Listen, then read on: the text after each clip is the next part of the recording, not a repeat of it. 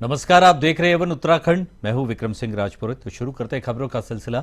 उत्तराखंड के मुख्यमंत्री पुष्कर सिंह धामी धारी के लेटीबूंगा पहुंचे, जहां सीएम ने सांसद प्रत्याशी अजय भट्ट के पक्ष में जनसभा को संबोधित किया। इस दौरान सीएम ने कहा कि कांग्रेस ने जो घोषणा पत्र जारी किया है वो मुस्लिम लीग घोषणा पत्र है। साथ ही कांग्रेस हमेशा से ही तुष्टीकरण की राजनीति करते आ रही है।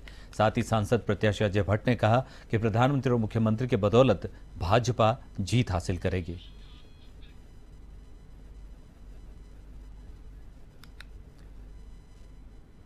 बात से लगातार वोट बैंक की राजनीति किया है और ऐसा लगता नहीं कि कांग्रेस का घोषणा पत्र है। जिस प्रकार से उन्होंने मुस्लिम पर्सनल लॉ कोड की बात की है, मुस्लिम लीग का ही जो है घोषणा पत्र लगता है वो।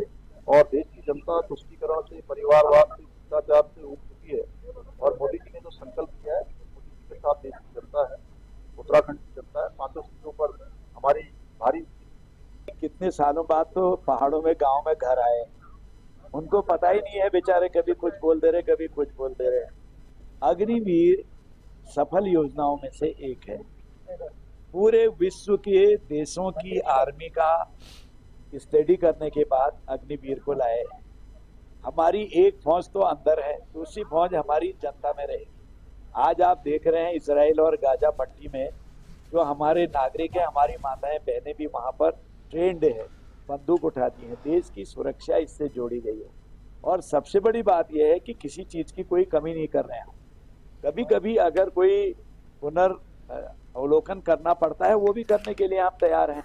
आपने ये नहीं कहा कि OROP में 1 रैंक 1 पेंशन में हम 1 लाख करोड़ से ज्यादा पैसा अभी तक। ऋषिकेश के आईडीपीएल के मैदान में प्रस्तावित प्रधानमंत्री नरेंद्र मोदी की विशाल जनसभा के लिए तैयारियां जोरों से शुरू हो गई है। मुख्यमंत्री पुष्कर सिंह धामी ने भूमि पूजन कर सभी तैयारियों को जल्द से जल्द पूरा करने के निर्देश अधिकारियों को दिए। उन्होंने व्यवस्थाओं में किसी भी प्रकार की कमी नहीं छोड़ने के लिए अधिकारियों को निर्देशित किया है। बता दें कि आज सुबह मुख्यमंत्री पुष्कर सिंह धामी आईडीपीएल पहुंचे, जहां उन्होंने प्रधानमंत्री नरेंद्र मोदी की प्रस्तावित जनसभा स्थल का निरीक्षण किया।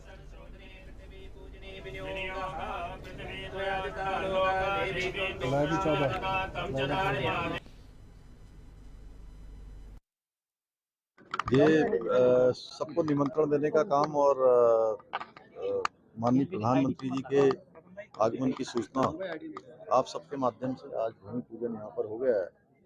और उनका हमेशा आना हम लोगों के लिए, उत्तराखंड वासियों के लिए एक उत्सव होता है, क्योंकि उनके हृदय में उत्तराखंड बसता है।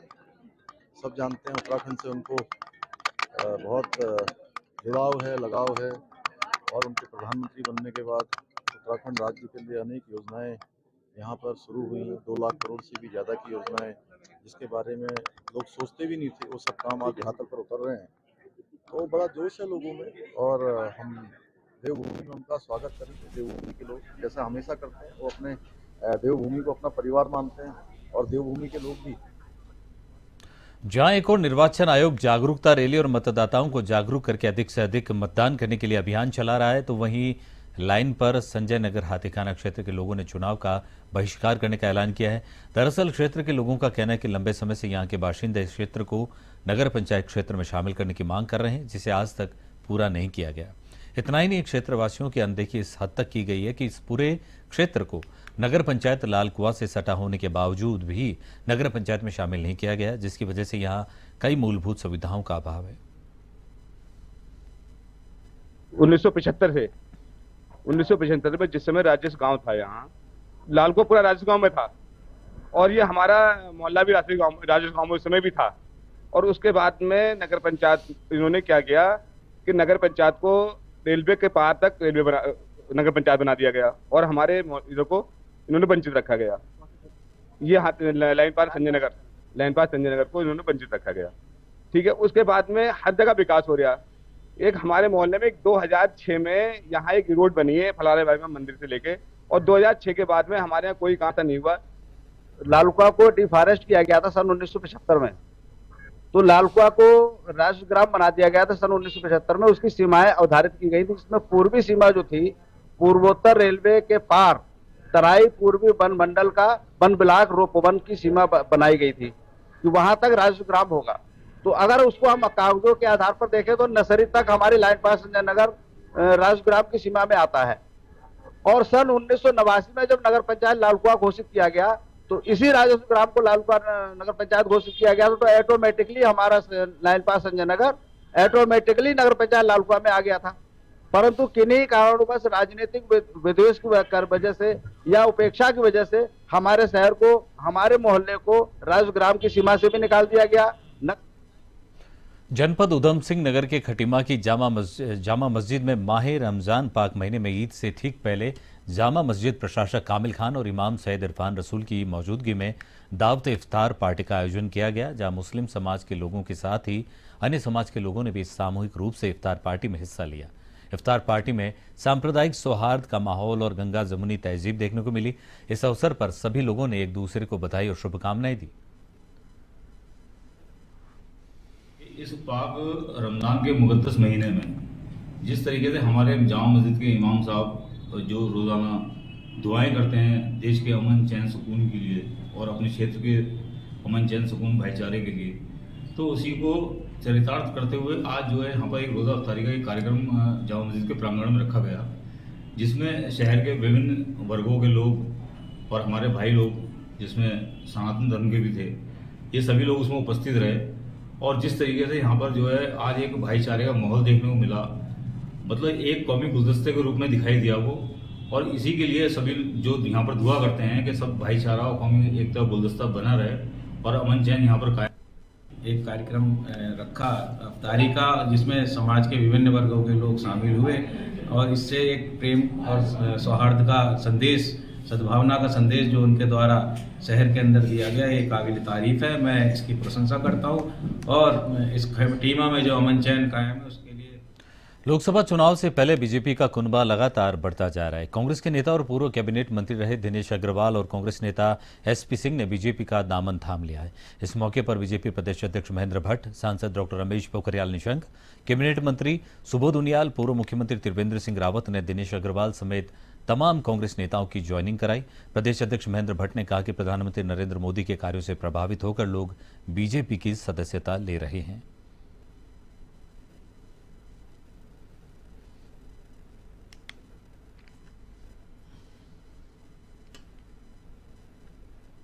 वो तो ऐसी शक्ति है कि जो कोई भी देख नहीं पाया है, लेकिन हाँ, हम सबका स्वागत कर रहे हैं, हम सबका साथ लेकर आगे बढ़ रहे हैं और तमाम लोग भारतीय जनता पार्टी से जुड़ते चले जा रहे हैं। हम उनका स्वागत कर रहे हैं, अभिनंदन करते हैं।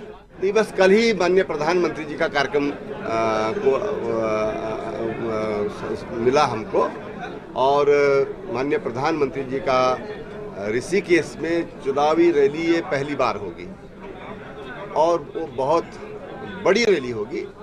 हमने इसलिए स्थान भी ऐसा चुना है कि जो माननीय प्रधानमंत्री जी के अनुकूल हो और मैं समझता हूं कि 11 तारीख की रैली ने रैला होने वाला। लोकसभा चुनाव को लेकर प्रधानमंत्री नरेंद्र मोदी की जगह जगह जनसभा हो रही है। ऐसे में आगामी 11 अप्रैल को पीएम मोदी की ऋषिकेश में जनसभा होनी है। प्रधानमंत्री की जनसभा को लेकर बैठक का आयोजन किया गया।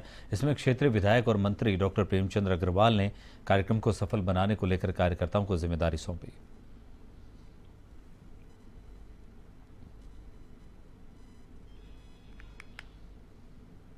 लक्सर क्षेत्र स्थित मखियाली खुर्द हत्या केस का हरिद्वार एसएसपी प्रमेंद्र सिंह डोभाल ने लक्सर कोतवाली में प्रेस वार्ता कर खुलासा किया।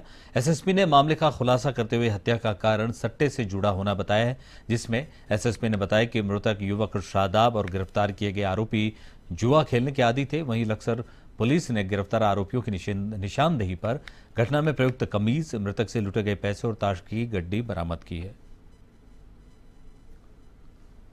ये एक ऑनलाइन सट्टा खेल रहे थे, इसमें जो शादाब है इसके द्वारा जो पैसे जीत लिए गए थे उसको लेके इनके मन में थोड़ा लालच भी आ गया और इनका जब झगड़ा बढ़ा तो इनके द्वारा एक कमीज से उसका गला घोट के हत्या कर दी गई थी और उसके जो पैसे इसके पास थे वो इनके द्वारा लूट लिए गए थे।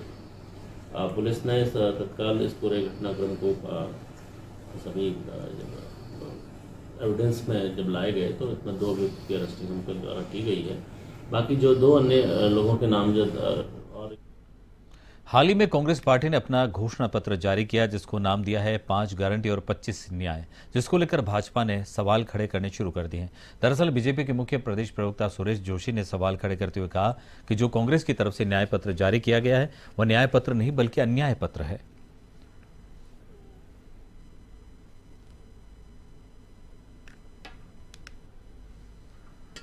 अगर मैं गेहूं, चावल, चीनी, गन्ना ऐसे 5-7 आइटमों के भी नाम लूंगा तो समथिंग 1083-84 रुपए गेहूं का मूल्य था समर्थन। आज 10 साल में 1083 का 2500 रुपए गेहूं का समर्थन मूल्य है। क्या कांग्रेस को दिख नहीं रहा है क्या किसानों के साथ अन्याय हो रहा है क्या? उसी तरह अगर मैं चावल की बात करूंगा तो समथिंग 1400 रुपए था, वो भी आज हम जो है कि 2500-2600 रुपए दे रहे हैं। गन्ने की मैं बात करूंगा तो 2014 में 200-225 रुपए कुंटल गन्ना खरीद रहे थे, आज हम 375 रुपए कुंटल गन्ना खरीद रहे हैं। अगर मैं अरहर की दाल की आज बात करता हूं तो 4300 समथिंग उस समय अरहर की दाल के रेट थे, आज 7500 रुपए अरहर की दाल के रेट। तो अगर आपने न्याय क्या, अगर उसका भी कंपेरिजन अगर आप निकालेंगे 2004 और 2014 हिंदू नववर्ष प्रतिपदा के उपलक्ष्य में हर वर्ष की भांति इस वर्ष भी राष्ट्रीय स्वयंसेवक संघ की ओर से जनपद उधम सिंह नगर के जसपुर में पथ संचलन का आयोजन किया गया। कार्यक्रम में सैकड़ों स्वयंसेवकों के साथ सरस्वती शिशु मंदिर, रामलाल सिंह चौहान सरस्वती विद्या मंदिर इंटर कॉलेज की ओर से पथ संचलन जसपुर धर्मशाला प्रांगण से शुभारंभ किया गया। सभी संघ के कार्यकर्ता 2 लाइन लगाकर नगर की मेन बाजार मुख्य मार्गों से पथ संचलन किया। समस्त कार्यकर्ताओं के कंधे पर डंडा रखकर कार्यकर्ता कदम से कदम मिलाकर चल रहे थे। वहीं धर्मशाला मंदिर प्रांगण में स्वयंसेवक और संघ के कार्यकर्ता मैदान पर एकत्रित हुए। एक कतार में खड़े होकर सभी ने अनुशासन का परिचय दिया और धर्म ध्वज फहराया। राष्ट्रीय स्वयंसेवक संघ के 6 वर्षों से मनाया जाने वाला एक उत्सव वर्ष प्रतिपदा, इसके उपलक्ष्य में प्रतिवर्ष इस पथ संचलन का आयोजन किया जाता है जसपुर नगर में। प्रांत की योजना के अनुसार प्रत्येक वर्ष ये कार्यक्रम होता है और इसी वर्ष भी उसी श्रृंखला में कार्यक्रम हुआ है। जसपुर नगर में बाजार से होते हुए कई जगहों पर विभिन्न मार्गों से निकालते हुए वापस यही नववर्ष प्रतिपदा के उपलक्ष्य में पूरे समस्त उत्तराखंड प्रदेश में विभिन्न नगरों जो भी हमारे एक संघ की रचना है उसके अनुसार ये पथ संचलन किया गया है। और रही बात नगर की, तो नगर के जो विभिन्न मुख्य मार्ग हैं वहाँ से होते हुए रामलीला ग्राउंड से, यहाँ से 3 मंदिर से होते हुए फिर यहीं पे समापन हुआ है। और ये हमारे उत्तराखंड प्रांत की जैसी रचना थी, मानने को पूरे अखिल भारतीय स्तर पे हिंदू आज से ये मान के चला जाता है कि आज ब्रह्मा जी सूर्योदय से जगत की रचना की थी ब्रह्मा जी। दूसरा जो है लगभग 2081 वर्ष पूर्व सम्राट विक्रमादित्य ने आज ही के दिन अपना राज्य स्थापित किया था। उन्हीं के नाम पर विक्रम संवत्सर ये मनाया जाता है और ये हमारा हिंदू का नववर्ष है। अंग्रेजी नववर्ष के अनुसार तो हम वैसे जनवरी को मनाते हैं, लेकिन हिंदुओं का लोकसभा चुनाव के लिए उत्तराखंड के 76,000 सर्विस मतदाताओं ने पोस्टल बैलेट डाउनलोड कर लिए हैं। निर्वाचन कार्यालय की ओर से 93,187 सर्विस मतदाताओं को ये पोस्टल बैलेट भेजे गए थे। अपर मुख्य निर्वाचन अधिकारी विजय कुमार जोगदंडे ने बताया कि राज्य में इलेक्ट्रॉनिक रूप से प्रेषित डाक मतपत्र प्रणाली से जारी किए गए थे, जहां करीब 93,000 ETBPS इलेक्ट्रॉनिक माध्यम से सर्विस वोटरों तक पहुंचाए गए थे। अभी तक 76,000 पोस्टल बैलेट डाउनलोड हो चुके हैं। 7 अप्रैल तक डाक मतपत्र डाउनलोड किए जा सकते हैं। 93,187 सर्विस वोटर्स निर्वाचक नामावली में दर्ज थे। इन सभी को हम लोगों ने मतदान नामांकन के विड्रॉल के अंतिम दिवस पर 3 बजे के पश्चात इलेक्ट्रॉनिक माध्यम से इनको पोस्टल बैलेट प्रेषित किया गया था। इलेक्ट्रॉनिक माध्यम से प्रेषित पोस्टल डाक मतपत्र को उनके जो यूनिट ऑफिसर्स होते हैं, यूनिट लेवल कार्यालय होते हैं या फिर रिकॉर्ड ऑफिसर्स होते हैं, वो डाउनलोड करके उन तक उपलब्ध कराते हैं। 76,000 डाक मतपत्र को डाउनलोड किया गया है, ऐसा पोर्टल पर प्रदर्शित हो रहा है और अभी कल तक का दिवस इसमें शेष है। मुझे पूरा उम्मीद है कि हमारे 93,187 electronical transmitted postal ballets ETPBS जो हैं वो कल तक संपूर्ण रूप से डाउनलोड हो जाएंगे। लोकसभा चुनाव को लेकर जसपुर पहुंचे भाजपा के सिख समाज के स्टार प्रचारक और राष्ट्रीय सचिव मंजिंदर सिंह सिरसा ने मोदी के नाम पर भाजपा के पक्ष में सिख समाज से वोट मांगे। नगर के अफजलगढ़ रोड स्थित एक मंडप में भाजपा के सिख समाज के स्टार प्रचारक मंजिंदर सिंह सिरसा का पूर्व विधायक डॉक्टर शैलेंद्र मोहन सिंगल और जिलाध्यक्ष ने फूलमाला पहनाकर स्वागत किया। इस मौके पर मंजिंदर सिंह सिरसा ने सिख समाज के लोगों को संबोधित किया। साथ ही उन्होंने सिख समाज के लोगों से अजय भट्ट के पक्ष में वोट करने की अपील की।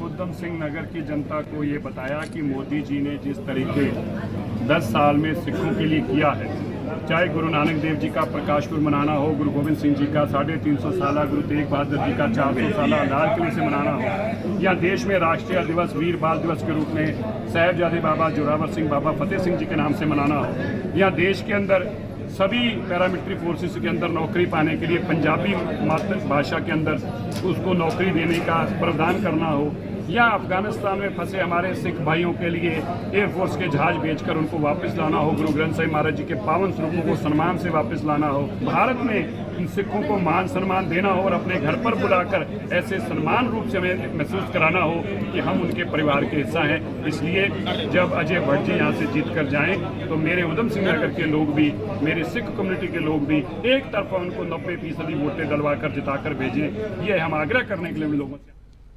अल्मोड़ा में लोकसभा चुनाव 2024 के लिए भारत निर्वाचन आयोग की ओर से घर घर मतदान को लेकर 85 वर्ष से ऊपर के मतदाताओं का मतदान करवाया गया।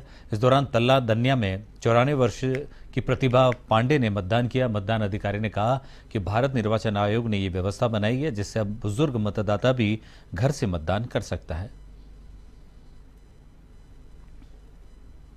हमारा 35 नंबर है हमारा ये पोलिंग पार्टी का, और इसमें जो है हमारे पास 12 मतदाता हैं, जिसमें से कि एक तो विकलांग हैं और 11 जो हैं 80+ हैं। तो हम घर घर जाकर इनका वोट कास्ट कर रहे हैं, और चुनाव आयोग ने इस बार से ये सुविधा दे दी है कि मतदाता अपने घर से ही मतलब वोट कास्ट कर सकते हैं। जो लोग पोलिंग बूथ में नहीं जा सकते हैं वो उनके घर में जाकर ही हम उनका ये वोट ले रहे हैं। और इसी प्रक्रिया के तहत हम आज ये तल्ला दनिया में प्रतिभा पांडे जो कि 84 वर्ष की महिलाएं हैं, उनका वोट अभी हम कास्ट कर रहे हैं। भारतीय जनता पार्टी के अनुसूचित जाति मोर्चा राष्ट्रीय अध्यक्ष लाल सिंह आर्य एक दिन के प्रवास पर उत्तराखंड पहुंचे, जहां उन्होंने प्रेस वार्ता कर कांग्रेस सरकार पर जमकर हमला बोला। उन्होंने कहा कि देश में सबसे ज्यादा कार्यकाल कांग्रेस का रहा, इसके बावजूद देश के गरीबों की हालत जस की तस है। देश को आजाद हुए 75 वर्ष हो गए। 75 वर्षों में कांग्रेस और विपक्ष की मिलकर लगभग 60 साल सरकार देश में रही। एससी के कल्याण विकास के नारे तो लगाए गए, गरीब कल्याण के नारे तो लगाए गए, लेकिन व्यवहारिक रूप में उनकी योजनाओं ने अमली जामा नहीं पहन पाया। लोग आजादी की शुरू से जहां से चले थे वहीं खड़े दिखाई दिए, और उसी का कारण है कि देश में गरीब घर से निकलकर आने वाले प्रधानमंत्री नरेंद्र मोदी जी बनते हैं, तब जाकर कहीं ना कहीं गरीबों की आशाएं और अपेक्षाएं पूरी होना। अल्मोड़ा जिले के विकास खंड सल्ट में श्रम बोर्ड प्रतिनिधि सुरेश कड़ाकोटी ने प्रेस वार्ता कर 2024 लोकसभा चुनाव जीत का दावा किया। उन्होंने कहा कि लोकसभा में प्रधानमंत्री नरेंद्र मोदी, मुख्यमंत्री पुष्कर सिंह धामी, सल्ट विधायक महेश जीना के विकास कार्यों से सल्ट क्षेत्र की जनता में काफी उत्साह है। साथ ही उन्होंने कहा कि इस बार के लोकसभा चुनाव में 80% मतदान होगा।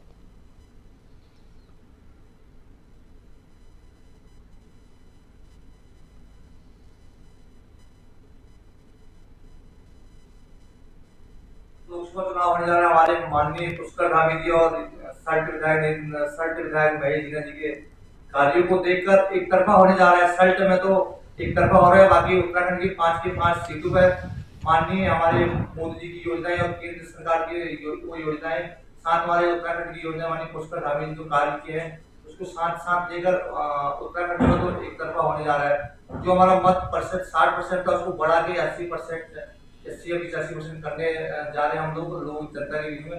और जो सरकार की जो योजनाएं हैं हर गरीब परिवार। एवन उत्तराखंड में फिलहाल इतना ही। एवन टीवी पर खबरों का सिलसिला लगातार जारी है, देखते रहें एवन।